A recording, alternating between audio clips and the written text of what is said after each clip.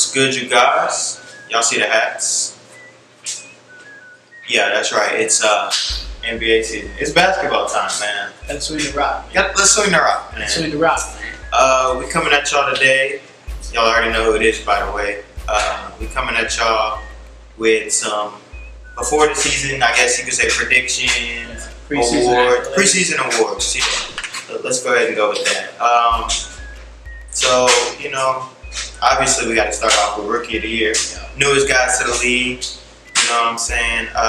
So I guess what we can do is throw in one guy who we have, I guess, as a runner-up, and then our pick. So that's what we're gonna go ahead and do. So I'll let you pop it off.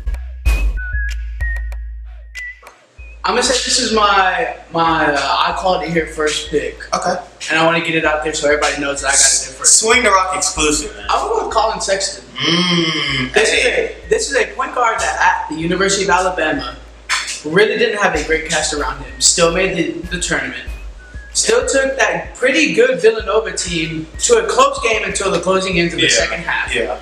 And he's basically got there's no leash on him. Young boy. He doesn't have to worry about being in LeBron's shadow. Facts. His best offensive player is Kevin Love, who really, for the past 4 or 5 years, has just been a spot-up shooter for LeBron to give to at this point. Facts. And so they're basically giving him the ball and saying, create. And so I think he's gonna have a lot of turnovers. He's gonna take some bad shots. He's not gonna shoot a great percentage, but he's gonna have great scoring numbers.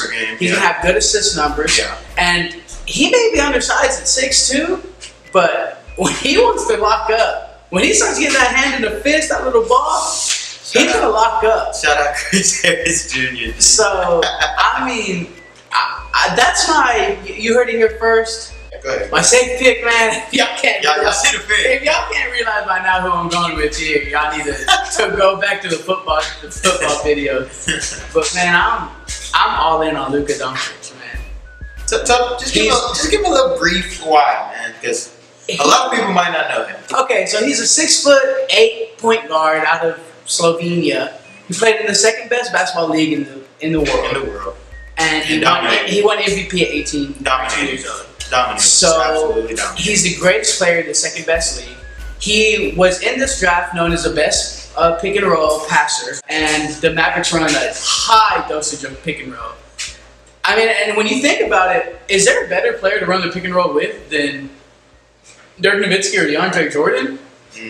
He's going to get either a pick and pop situation with Dirk's man, or he's going to get a pick and roll to DeAndre. You don't even have to get that thing close. Just get it up, and he'll go get there. Just toss it. And he's going to look. And I think this is why I think it's going to be a safe pick, man. Is he's not even going to have to be asked to do too much. Right.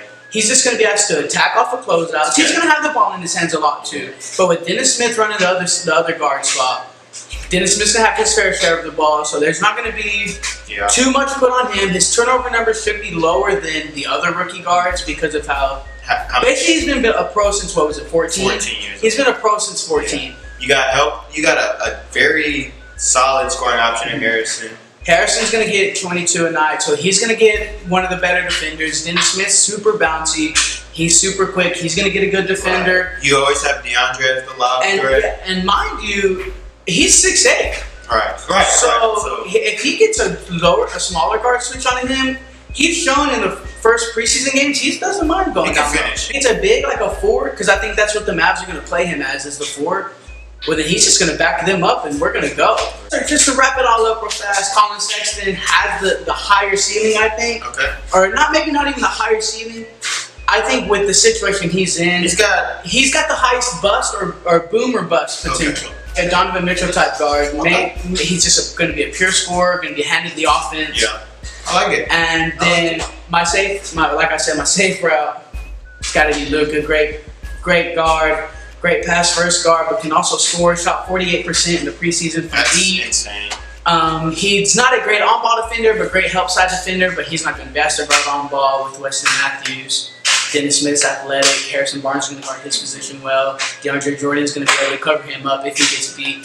So, because that's what I'm going to go with. Colin Sexton and Luka Doncic. I like it, man. Safe pick for me, and I do think he's going to end up being a high volume usage guy, I guess you could say, Trae Young.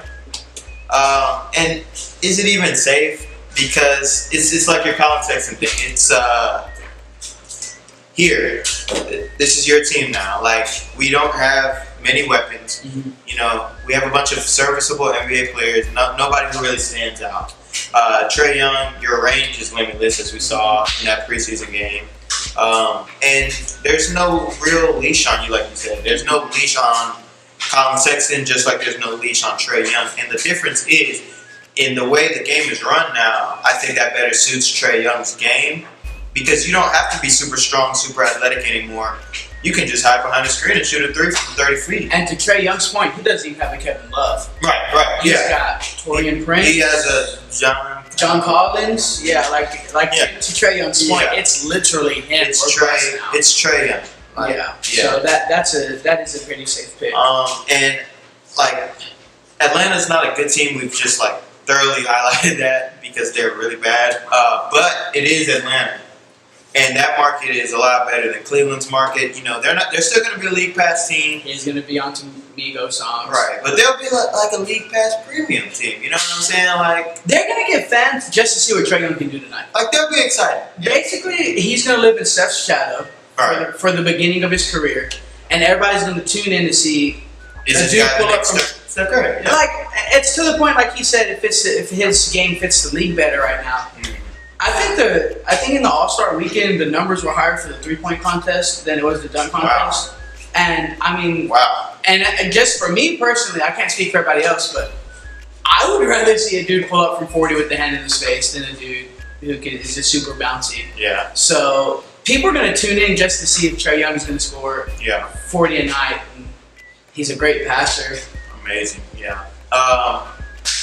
But I think my realistic pick, my more, this guy should win it. So Trae Young wasn't your safe pick? Yeah, my bad on that, guys. Trae Young was more of my shot in the dark, dark horse pick. My bad. But my guy who should win it, my guy I'm predicting to win it, gotta be the number 1 overall pick, man. That's pretty safe. That's about as safe as it gets. But DeAndre, man, Big Bro is a 6'11", 7-foot guy. He's really good with his back to the basket for a young guy. And he looks so NBA ready. He looks like he's built out of granite. Like, he just looks like a man, like, as a 19-year-old. 19 years old. Like, this is very younger than I am. Like, he's younger than us. And he looks good. So I think the way the Suns run their offense, new coach coming in, what do new coaches tend to do? They will tend to rely on star players. And with Devin Booker being out for the first 3 weeks, I think it is, not to say they're just going to feed DeAndre 40 times a game, but... Who else going to score? Who else is going to touch the ball? A Kobo? That sounds like a seasoning, bro. Like, you're no. So I got a question. Okay. I see the hat. Lakers fan, right? Is this Kobe and Shaq 2.0? Obviously not to that degree. I'm obviously not predicting a 3-peat. No, I got two of the top 10 players of all time. And DeAndre, if you're watching this, which you're probably not, don't call you and Devin Booker Shaq and Kobe 2.0. Okay? I mean, he said it, so I guess I just gotta ask. Listen, man, on my Stephen A, that's blasphemous, man. Roll the clip, man. That is blasphemous. That is blasphemous. How dare you? How dare you say such a thing? And you're like, there's no chance at all.